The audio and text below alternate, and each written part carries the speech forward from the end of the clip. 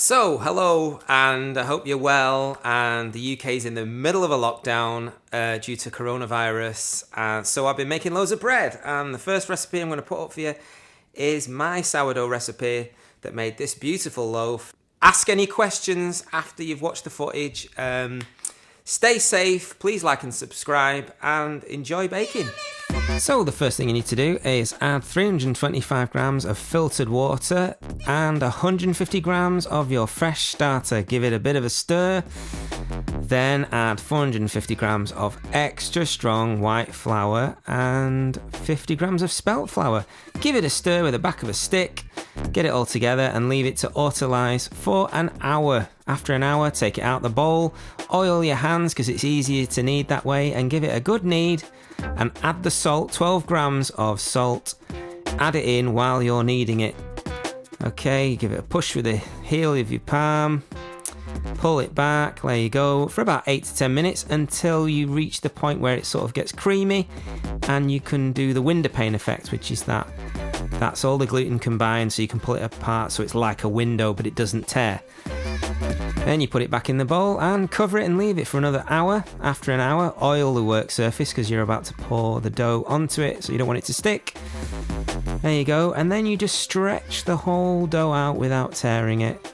Stretch it all the way at the edges, be gentle, try not to tear it, try not to pull holes in it. It's very therapeutic. Once you've stretched it out, then just fold it up like a big flat spring roll. Fold it up. That's it, be careful. Fold it again and again. Just going to create a big long flat pipe. Once you reach that stage, big long flat pipe, you just roll it back into a ball and stick it back into the bowl. There you go. So folding it up. This is the first of the stretching and folding process. There you go, tuck that in. Then I just pull it lengthways and then just fold it up. There we go. Fold it up, roll it up. And then I just roll it into a nice, neat roll, shove it back in the bowl. There we go, I'm going to leave it for another hour now. There we go. Give it another hour to prove. And then we sort of stretch it again, so cover it now. After another hour, we're pulling it out and we're stretching it. And we're getting rid of the bubbles here because it's great to have bubbles in sourdough, but you don't want it too full of bubbles because it affects the integrity. Basically flops about when you're trying to cut into it once it's cooked. So pull them bubbles out, pop them. And this time I'm stretching it.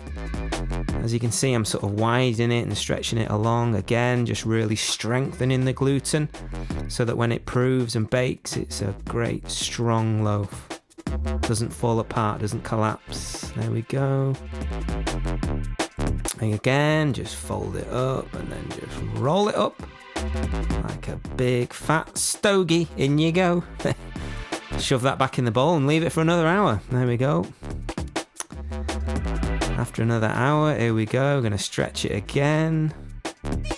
Just going to strengthen the gluten yet again. Stretch it and then roll it back up and put it back in the bowl for another hour.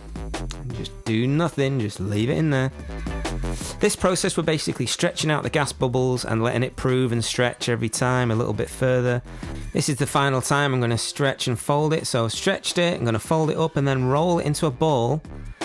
And then shape it to leave it to prove either overnight or for a good few hours until it doubles in size in the banneton. If you watch me, I'm rolling it up, rolling it into itself, and then I'm going to start pulling it into itself and holding the underneath in place so it just increases surface tension.